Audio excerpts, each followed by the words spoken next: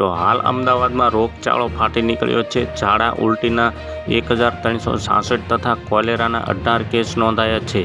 અમરાવાડી, વટવા, દાણીલીમડા, મણિનગર, લાંભા, વસ્ત્રાલ, ભાયપુરા, ઇન્દ્રપુરી વોર્ડમાં કોલેરાના case April મહિનામાં નોંધાયા છે।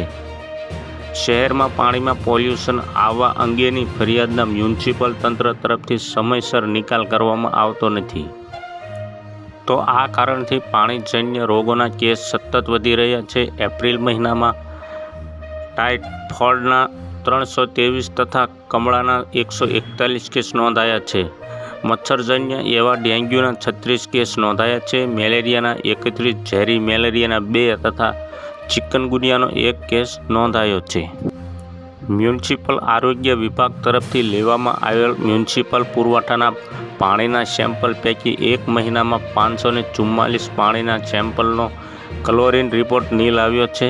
એપ્રિલ મહિનામાં બેક્ટેરિયોલોજીકલ તપાસ માટે 4464 સેમ્પલ લેવાયા હતા। આ પૈકી 134 અનફિટ જાહેર થયા છે। તો હાલ અત્યારે આટલું જ। મળીશું નવી અપડેટને નવા સમાચાર સાથે। વિડીયો પસંદ આવતો એક લાઇક કરી દેજો, ચેનલને સબસ્ક્રાઇબ કરી બાજુમાં આવેલ બેલ આઇકનને દબાવી દો, જેથી તમને આવા જ નવા સમાચારોની અપડેટ મળતી રહે।